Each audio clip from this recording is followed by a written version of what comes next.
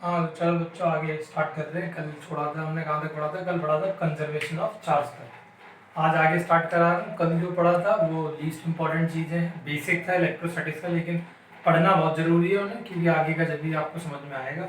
Basic पढ़ाया था, आज से स्टार्ट कर रहे हैं नई चीज़ें जो आप पहली बार पढ़ रहे होंगे। सबसे पहले स्टार्ट कर रहे हैं कूलम्ब्स लॉ। कूलम्ब्स लॉ में क्या है? कूलम्ब्स लॉ सिमिलर है थोड़ा बहुत किससे? ग्रेविटेशनल लॉ से, जो 9th क्लास में पढ़ा था उससे रिलेट करते हुए आप थोड़ा सा पढ़ सकते हो। ये लॉ कहता है कि जो कभी भी दो चार्ज पार्टिकल इस तरीके से आपने सेपरेट करे हैं, तो इन चार्ज पार्टिकल, ये जो चार्ज पार्टिकल है, ये एक दूसरे पे हो सकता है अट्रैक्टिव फोर्सेस लगाए, हो सकता है रिपल्सिव फोर्सेस लगाए, डिपेंडिंग ऑन देयर साइन। ये पॉजिटिव है नेगेटिव है डिपेंड करता है उस पर। तो ये जो फोर्स लगाएंगे एक दूसरे पे, वो फोर्स जो होगी वो डायरेक्टली प्रोपोर्शनल होगी किसके? इन चार्ज के मैग्नीट्यूड के, चार्जेस का मैग्नीट्यूड, और इनवर्सली प्रोपोर्शनल होगी किसके? जो इन दोनों के बीच का डिस्टेंस है, इन दोनों के बीच का डिस्टेंस जो r से डिनोट करा है हमने यहाँ पे, उसके इनवर्सली प्रोपोर्शनल होगी उसके स्क्वायर के। ये डिस्टेंस r है, इसके स्क्वायर के इनवर्सली प्रोपोर्शनल होगी। तो अगर हम लिखना चाहें तो किस तरीके से लिख सकते हैं? f is directly proportional. ये क्या साइन लगाया मैंने? ये साइन जो है, ये दोनों डैशेस मैंने लगाए, ये डिनोट कर रहे हैं कि हम क्या ले रहे हैं? चार्जेस का मैग्नीट्यूड ले रहे हैं। Q1 Q2 upon R square. Positive negative sign consider नहीं कर रहा हूँ मैं, मैग्नीट्यूड ले रहा हूँ चार्ज का। पॉजिटिव है तो भी वही लूंगा, नेगेटिव है तो भी वही लूंगा। अगर मैं डायरेक्टली प्रोपोर्शनल का साइन हटाता हूँ तो सबको पता है डायरेक्टली प्रोपोर्शनल साइन हटाने पे कांस्टेंट आता है। यहाँ पे कांस्टेंट क्या आता है? के को क्या बोलते हैं हम लोग? Dielectric constant. इसकी वैल्यू आप डायरेक्ट याद करनी पड़ेगी आपको। के की वैल्यू होती है 9 × 10⁹। यूनिट्स यहाँ से निकाली है मैंने, न्यूटन ये रहा, मीटर स्क्वायर ये रहा, और कूलम्ब का स्क्वायर ये रहा। तो ये यहाँ पे आ जाएगा कूलम्ब की पावर -2 आ जाएगा। न्यूटन मीटर स्क्वायर और कूलम्ब की पावर -2, ये हो गया के को और भी तरीके हैं निकालने के। के को हम बोलते हैं, के होता है 1/4πε0। ये टर्म पहली बार आपने पढ़ा होगा 12th क्लास में। इसको किस तरीके से बोलते हैं हम लोग? इसे बोलते हैं एप्सिलॉन नॉट। एप्सिलॉन, और ये नीचे लग रहा है इसके नॉट, एप्सिलॉन नॉट होता है। के की जगह पे 1/4πε0 सब्स्टिट्यूट करके भी सॉल्व कर सकते हो। तो यहाँ पे मैंने इधर लिख दिया के की जगह पे 1/4πε0 Q1 Q2 upon R square. Where what is epsilon naught? Epsilon naught क्या? एप्सिलॉन नॉट है absolute electrical permittivity of free space. यानी कि ये जो मैंने चार्ज पार्टिकल रखे हैं, इनके बीच में इलेक्ट्रिकल परमिटिविटी कितनी है, कितना ये इलेक्ट्रिसिटी को परमिट करते हैं फ्री स्पेस में अभी रखा है। तो ये फ्री स्पेस की वैल्यू है, ये वैल्यू यहाँ पे लिखी है। ये वैल्यू जो है ये किसमें है? ये फ्री स्पेस में वैल्यू है 8.85 × 10⁻11 न्यूटन इनवर्स मीटर की पावर -2 और कूलम्ब स्क्वायर। ये किसमें है इसकी वैल्यू? ये फ्री स्पेस में है। इनके बीच का मीडियम आप चेंज करते रहो, वाटर में रखोगे, ग्लास में रखोगे, कहाँ रखोगे, अलग अलग मीडियम में अलग अलग हो जाएगा। ये फ्री स्पेस की वैल्यू है। मोस्ट कॉमनली हम इसी को यूज करेंगे। अगर कोई क्वेश्चन में चेंज करेगा मीडियम तो वो खुद उसके लिए एप्सिलॉन नॉट की वैल्यू आपको प्रोवाइड करेगा। एप्सिलॉन नॉट का फॉर्मूला कभी कभी 1 मार्क्स में क्वेश्चन पूछ लिया जाता है, तो एप्सिलॉन नॉट का फॉर्मूला आसानी से डिराइव कर सकते हैं हम लोग। यहाँ से मैंने फॉर्मूला बनाया इसके लिए 1/4π एप्सिलॉन नॉट इधर चला गया, Q अपॉन आर स्क्वायर। 1/4π के लिए कोई यूनिट नहीं है, F के लिए यूनिट है, वो दिखाएंगे अभी। Q के लिए लिख दिया। Q का फॉर्मूला सबको पता ही होगा, 10th क्लास में पढ़ा था। Q = IT। I क्या होता है? करंट। तो इसे किसमें मेजर करते हैं हम लोग? एम्पेयर में। टाइम क्या होता है? टाइम के लिए टी लेते हैं, तो ए एम्पेयर हो गया, एटी ले लिया। एस क्यू के लिए एटी ले लिया। सिमिलरली एफ के लिए क्या ले लिया? mLT -2। डायमेंशन फॉर्मूला सबको याद होगा 11th क्लास का। आर के लिए ले लिया L स्क्वायर। इन सबको आप ऊपर लेके जाओगे, सॉल्व करोगे तो आंसर क्या आएगा? m की पावर -1, L की पावर -3, T की पावर 4 और A का स्क्वायर। ये हो गया इसका डायमेंशन फॉर्मूला। 1 मार्क्स में आता है तो आप डायरेक्ट इसे याद कर लीजिए। निकालना चाहते हैं, निकालना सीखना चाहते हैं तो वो सीख लीजिए।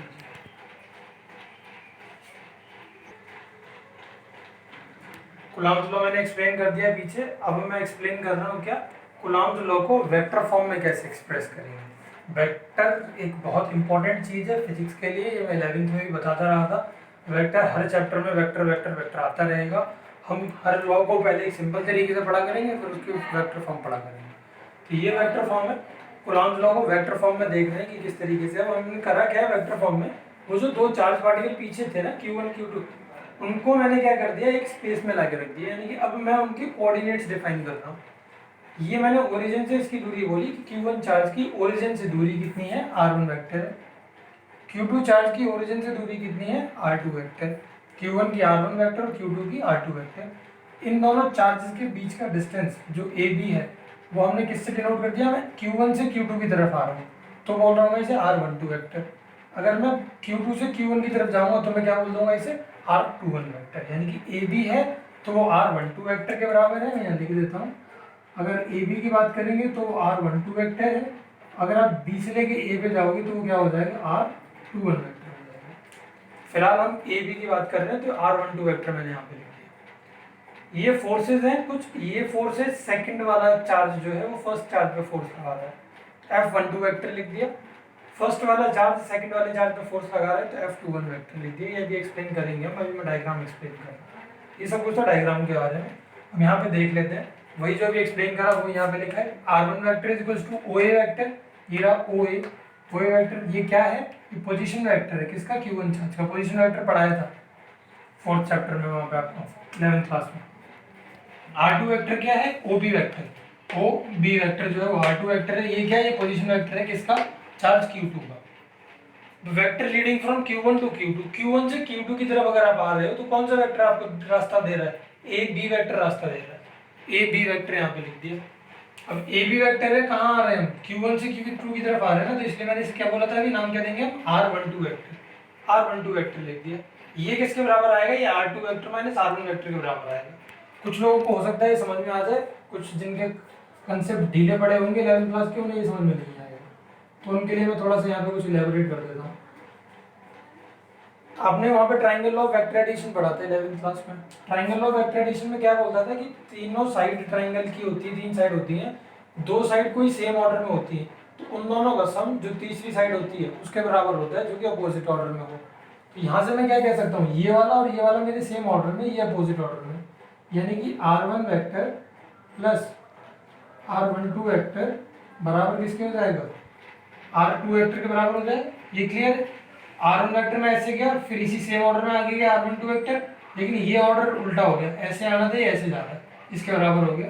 यानी कि यहाँ से मैं क्या लिख सकता हूँ कि R12 वेक्टर किसके बराबर हो जाएगा, R2 vector minus R1 vector के बराबर हो जाएगा। वो यहाँ पे आया, R12 वेक्टर किसके बराबर है, R2 vector minus R1 vector के बराबर है, वो मैंने यहाँ पे डायरेक्टली लिख दिया। इसी तरीके से vector leading from Q2 to Q1, Q2 से Q1 की तरफ जाओगे तो क्या बोलेंगे हम इसे, BA वेक्टर बोलेंगे। डिनोट किससे करेंगे, 2 से 1 की तरफ जा रहे हैं तो R21 लिखेंगे, और यहाँ का उल्टा हो जाएगा। इसी तरीके से आप समझ सकते हैं, खुद करके देख लेना, समझ में नहीं आता है। R2 माइनस R1 था, यहाँ क्या हो जाएगा, R1 माइनस R2 हो जाएगा, क्योंकि ये वाले वेक्टर की डायरेक्शन अब ये हो जाएगी, ये साइड उल्टी हो जाएगी, ठीक है। उसके बाद आगे लिखा हमने मैग्नीट्यूड, ये भी पढ़ाया था मैग्नीट्यूड को किस तरीके से प्रेजेंट करते थे। या तो हम क्या कर देंगे, ये वाला साइन लगा देते थे मैग्नीट्यूड के लिए, या फिर वेक्टर पे से ऊपर वाला ये साइन हटा देते थे, तो ये होता था magnitude. Magnitude of R12 vector is R12, ये करेक्शन कर लेना नोट्स में, ये R2 लिखा है वहाँ पे R12 R21 लिखा है, इसे R12 कर लेना नोट्स में, इसका करेक्शन कर लेना अपने जो मैंने भेजे हैं। मैग्नीट्यूड ऑफ R12 वेक्टर को क्या लिखेंगे हम, R12 लिख रहे हैं, और R21 के वेक्टर के मैग्नीट्यूड को R21 लिख रहे हैं। अब डायरेक्शन मैंने पढ़ाया था पीछे, जब वेक्टर पढ़ा रहे थे 11th क्लास में, तो उसमें बताया था कि डायरेक्शन किसी भी पर्टिकुलर वेक्टर की स्पेसिफाई करनी होती है तो डायरेक्शन कौन देता है, किसी यूनिट वेक्टर की हेल्प से आप निकाल सकते हैं। यूनिट वेक्टर का जन्म ही इसलिए हुआ, यूनिट वेक्टर का निर्माण इसलिए हुआ है कि वो वेक्टर की भी डायरेक्शन बता सके। तो R12 वेक्टर का अगर मैं यूनिट वेक्टर लिखता हूँ तो यूनिट वेक्टर कैसे लिखते थे, वेक्टर अपॉन उसका मैग्नीट्यूड। जैसे याद हो कुछ किसी को 11th क्लास का, तो ए वेक्टर का अगर मैं यूनिट कैप लिखता था तो कैसे लिखता था, ए वेक्टर अपॉन ए वेक्टर का मैग्नीट्यूड, कराए थे बहुत सारे क्वेश्चन वहाँ पे। तो R12 वेक्टर का अगर मैं लिख रहा हूँ तो R12 वेक्टर का कैसे लिखूंगा, R12 वेक्टर अपॉन उसका मैग्नीट्यूड, R21 वेक्टर का लिखेंगे तो R21 वेक्टर अपॉन उसका मैग्नीट्यूड। F12 अभी बताया क्या है डायग्राम में, F12 क्या है, force on Q1 due to Q2, इस तरफ दिखाई हमने। F21 क्या है, फोर्स ऑन Q2, जो पहले लिखा होगा नंबर उस पर फोर्स लगती है, जो बाद में लिखा होता है वो फोर्स लगाता है। तो F21 है तो force on Q2 due to Q1 उस पर फोर्स लगा रहा है। तो कूलम्ब लॉ के हिसाब से हम क्या लिख सकते हैं, F21 वेक्टर के लिए लिख रहा हूँ मैं पहले, F21 वेक्टर क्या हो जाएगा, 1/4 pi epsilon not Q1 Q2 upon AB का स्क्वायर, ये रहा AB का स्क्वायर। ये किस डायरेक्शन में है, ये वाली फोर्स ये अलोंग AB है, दिख रही होगी आपको, ये अलोंग AB, F21 वेक्टर इस तरफ आ रहा है। तो मैं AB की जगह पुट क्या कर सकता हूँ, अभी मैंने यहाँ पे बताया था आप लोगों की AB क्या है, R12 वेक्टर, ये AB वेक्टर, मुझे मैग्नीट्यूड लेना है यहाँ पे, तो मैं क्या लिखूंगा, R12 का मैग्नीट्यूड लिखूंगा। अलॉन्ग ए बी है, अलॉन्ग ए बी की डायरेक्शन भी तो दिखानी पड़ेगी, यहाँ मैग्नीट्यूड से डायरेक्शन थोड़ा दिख रही है, तो मैग्नीट्यूड से डायरेक्शन नहीं दिख रही, डायरेक्शन दिखाने के लिए फोर्स की मैंने क्या कर दिया, इसे r12 वेक्टर यूनिट कैप लिख दिया। r12 वेक्टर के अलॉन्ग ही तो है, यही तो है r12 वेक्टर, इसी के अलॉन्ग तो ये फोर्स आ रही है, तो r12 वेक्टर का यूनिट वेक्टर जो है वो क्या देगा, इसकी डायरेक्शन दे देगा। इसी तरीके से आप इसका उल्टा करके f12 के लिए लिख सकते हो, तो यहाँ पे क्या हो जाएगा, r21 हो जाएगा, और यहाँ पे भी क्या हो जाएगा, r21। f12 की डायरेक्शन कौन सी है, ये वाली, सेकंड से लेके फर्स्ट, r21, ठीक है। तो ये r21 क्या हो जाएगी, इसकी डायरेक्शन हो जाएगी। अब इसमें और इसमें कंपेयर करके देखो क्या डिफरेंस है, 1/4πε0 सेम है, q1 q2 सेम है भाई, ये तो डिस्टेंस है ए बी, अब ए से बी नाप लो, बी से ए नाप लो, डिस्टेंस तो सेम ही आता रहेगा, ये भी चीज सेम है। फर्क क्या है, सिर्फ ये r12 वेक्टर है का यूनिट कैप है, और ये r21 का यूनिट कैप है, यानी कि ये डायरेक्शन, एक डायरेक्शन इस तरफ है, एक डायरेक्शन उस तरफ, यानी कि अपोजिट है। तो फोर्सेस क्या आएंगी, मैग्नीट्यूड तो सेम आएंगे, लेकिन इनकी डायरेक्शन अपोजिट हो जाएगी। तो इसलिए मैं क्या लिख सकता हूँ, F12 वेक्टर को F21 वेक्टर का नेगेटिव में लिख सकता हूँ, ठीक है।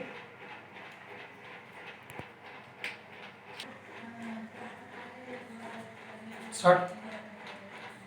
हाँ जी, तो अब हम ये जो नोट्स में आपको मैंने भेजे थे, उसके जहाँ खत्म हो रहा है वेक्टर फॉर्म कूलम्ब लॉ, उसके आगे जो नोट्स लिखे हुए हैं दो कोई, ये इनको समझाने के लिए मैंने बनाया, डायग्राम बनाया, और इसको थोड़ा मैं एक्सप्लेन करने की कोशिश कर रहा हूँ। इसे ज़रूर ध्यान से समझिएगा, पीछे वाला अगर वो नहीं समझ में आता है आया है तो कमेंट करके बताना, वीडियो को दोबारा से चला के देख लेना, हो सकता है समझ में आ जाए, फिर भी नहीं आता तो मुझे बताना, कल मैं दोबारा कोशिश कर लूँगा।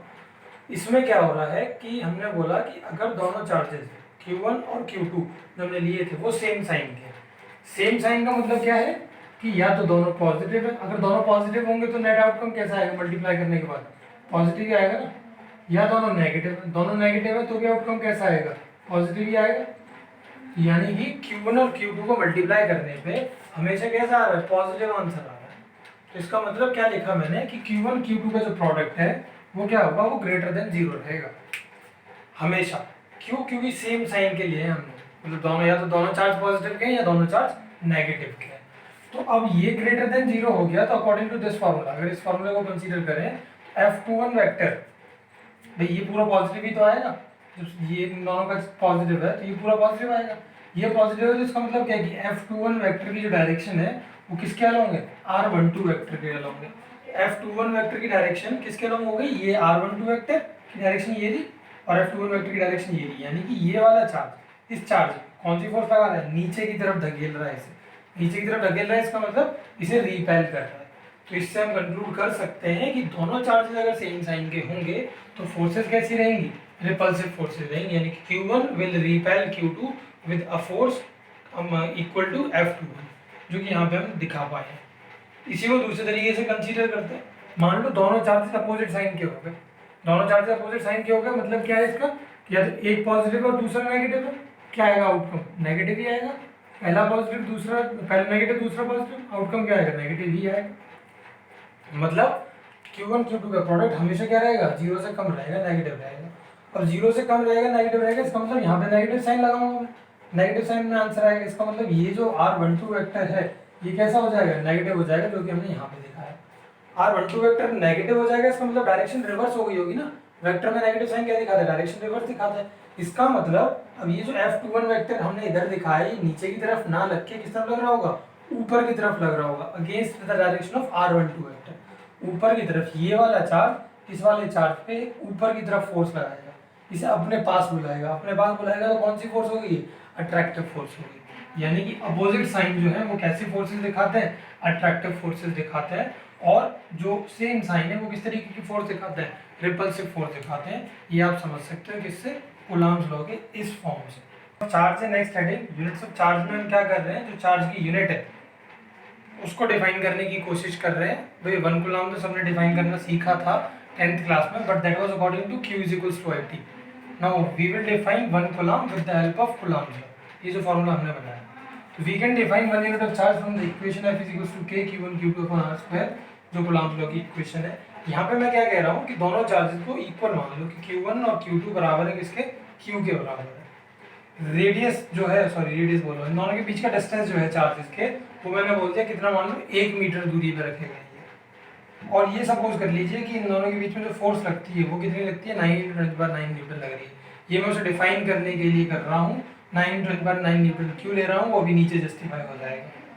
अब मैंने यहाँ पे इस फॉर्मूले में वैल्यू डाल दी एफ की 9×10⁹ न्यूटन, के की वैल्यू तो पीछे बताया ही था 9×10⁹ होती है, वो डाल दी।